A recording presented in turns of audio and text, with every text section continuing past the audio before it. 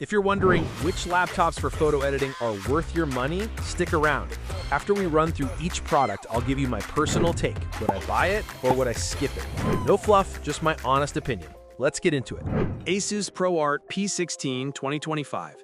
This thing packs a stunning 4K OLED screen that makes photos look incredibly sharp and vibrant, with near-perfect color accuracy for editing. But it's held back by a refresh rate of only 60 Hz, which is like putting cheap tires on a damn supercar. The performance is absolutely monstrous, chewing through massive RAW files in Photoshop like they're nothing. Yet Asus somehow forgot to include a stylus, which for a ProArt laptop is a straight-up comedic failure. Would I buy it? Maybe, because that screen and power are an editor's dream, but the slow refresh rate feels like a cruel joke from the past. Microsoft Surface Laptop Studio 2. The flexible, pull-forward screen with pen support is a legitimate game-changer for editing in Lightroom. Seriously, it makes dodging and burning feel like you're actually painting with light instead of clicking a mouse a million times.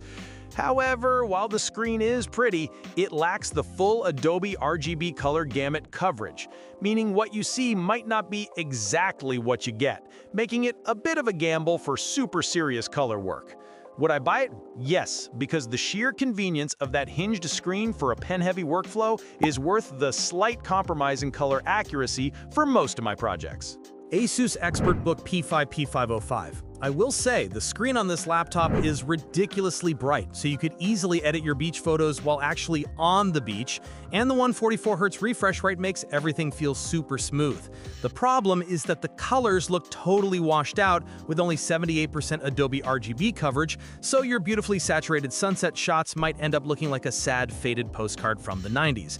Would I buy it? No, that poor color coverage is an absolute deal breaker for any serious photo editing.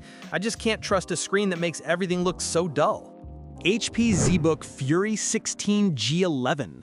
This laptop is a complete monster, a mobile workstation that you can configure with so much RAM and storage that you could probably edit the entire Library of Congress photo archive on it without a single stutter. It also has a fantastic 5-megapixel webcam that makes you look suspiciously good on video calls. But the keyboard feels a bit rubbery and shallow, like you're typing on day-old marshmallows. Would I buy it? Yes.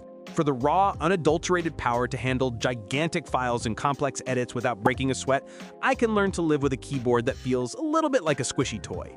Lenovo Legion Pro 7i Gen 9. This is supposed to be a gaming laptop, but it's a secret weapon for photo editors with a screen that is unbelievably good. It's got a high resolution, a buttery smooth 240 Hz refresh rate, and covers 100% of the DCI-P3 color space. The downside is that it looks like a gaming laptop, all aggressive angles and lights, so bringing it to a client meeting might make them think you're about to challenge them to a round of Fortnite. And the speakers are a bit weak on the bass. Would I buy it? Maybe. The display and performance are an absolute 10 out of 10 for editing, but I'd have to be okay with my professional workstation looking like a prop from a sci-fi movie. Apple MacBook Air M4. I found this thing blazes through Adobe Photoshop like a champ, even at performing some serious desktop rigs. But then it completely chokes on Adobe Lightroom Classic, which is a bit of a mood killer if you do a lot of batch editing. It's a fantastic value for the money, offering pro-level editing power, but the base model's tiny 256GB storage will fill up faster than you can say RAW file, so I have fun living the external drive life. Would I buy it? Maybe, if my workflow was 90% Photoshop and I was on a budget, but that tiny storage is a major buzzkill. Lenovo Legion 9i Gen 9. This laptop packs some serious desktop-level power for Photoshop, but good luck hearing yourself think when the fans kick in. This thing gets so loud you could probably use it to signal aircraft. It's a beast for performance, but it's more of a desktop replacement since the battery life is tragic and you'll be permanently attached to the wall. Plus, some users have reported the mini LED screen can be a bit of a liar, showing you great colors that look dull on any other device. Would I buy it? No, because while the power is tempting, I need a laptop I can actually use on my lap without it sounding like a jet engine or needing its own dedicated power plant.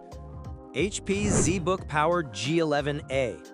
This thing is a powerhouse workstation with an absolutely killer port selection, including an SD card reader, which is basically a love letter to photographers, and it stays impressively quiet and cool under pressure.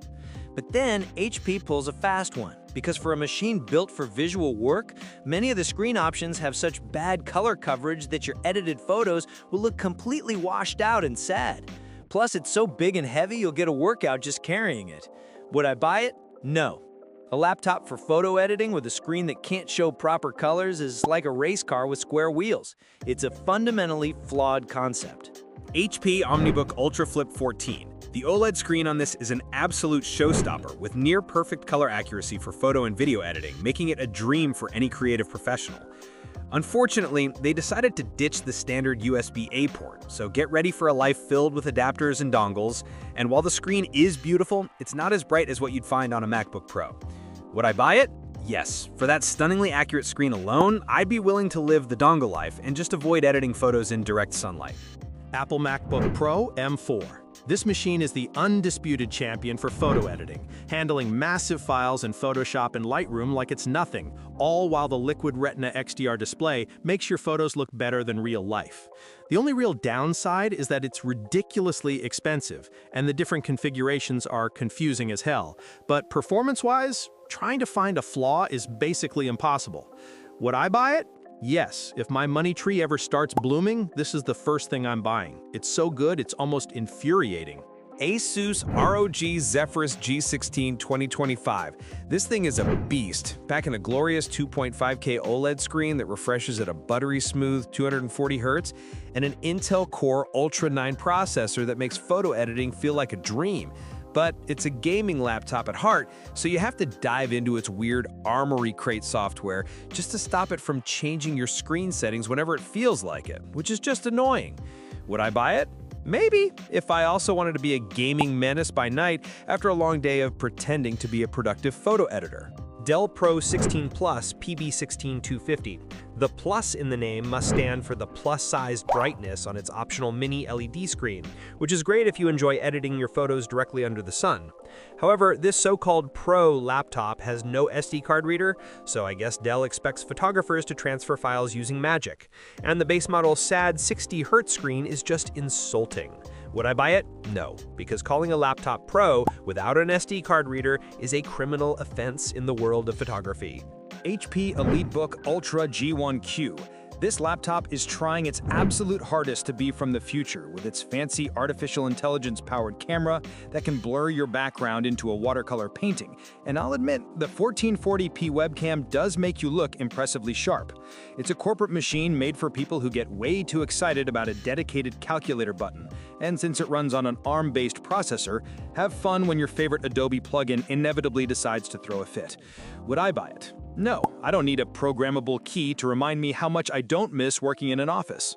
Lenovo ThinkPad P14s Gen 5. This little workstation is the sensible adult in the room, offering a beautiful 2.8K OLED screen option, and the fact that you can actually open it up to repair or upgrade it makes it a rare gem these days. The downside is its integrated graphics might start crying if you show it a heavy project, and its design is so boring it looks like it was made to blend in with office furniture. Would I buy it? Yes, because being able to cram 96 gigabytes of memory into this sleeper build and actually repair my own stuff is the kind of quiet rebellion I live for. Lenovo ThinkPad P1 Gen 7. This is the supposed XPS destroyer that runs its CPU at full blast for insane performance scores, and the 500 nit non-glossy screen option is perfect for editing without fighting your own reflection. The tiny problem is that it runs at a steady 100 degrees Celsius, basically turning your desk into a hot plate, and its 77% Adobe RGB coverage means your professional print photos might come out looking a little funky. Would I buy it? Maybe, if I lived somewhere freezing and wanted a laptop that doubles as a personal space heater. Dell Precision 5690. This thing packs a gorgeous 4K OLED screen with near-perfect Adobe RGB coverage, making it a dream for color-critical work. And the battery lasts for what feels like an eternity. But don't let the Precision name fool you, it tends to throttle and slow down under heavy loads like it's having a mild panic attack. And the lack of a simple USB-A port is just Dell trying to be edgy while being super inconvenient. Would I buy it? Maybe, if I valued color accuracy and battery life over raw, unadulterated speed and didn't mind the dongle life. Lenovo ThinkPad X1 Carbon Gen 13. This laptop is lighter than a feather and has a crazy beautiful 120Hz screen where colors just pop. Plus, that classic ThinkPad keyboard is still the GOAT for typing up angry client emails. However, you can't easily switch between professional color spaces like Adobe RGB, which for a photo editing machine is like a chef's knife that can't chop onions. And it's really only built for light editing, so don't even think about opening that 100-layer Photoshop file. Would I buy it? No, it feels like it's having an identity crisis, trying to be a business laptop that dabbles in art on the weekends but can't fully commit. Lenovo Yoga Pro 9i. It's hyped up as the content-creating beast with a powerful processor and a supposedly beautiful mini LED screen that's been called better than Apple's. The problem is, that screen is a filthy liar. Photos that look amazing on the laptop turn into a dull, washed-out mess on your phone, which is basically the ultimate betrayal for any photo editor, and will have you re-editing everything on your phone like a savage. Would I buy it? Hell no! I need a screen that tells the truth, not one that gaslights me into thinking my edits are good when they're actually garbage. MSI Titan 18HX. This absolute unit has a massive 18-inch mini LED screen so ridiculously bright it could probably give you a tan, and with its beastly performance, editing on it feels like you're wielding the power of 1,000 suns. But this laptop weighs almost 8 pounds before you even add the power brick the size of an actual brick. And the webcam quality is so bad for the price, it's honestly insulting. You'd look better on a potato. Would I buy it? Yes, if I had never had to move it from my desk and wanted to burn my retinas with its glorious, excessively bright screen while editing photos into oblivion. Dell XPS 16 9640.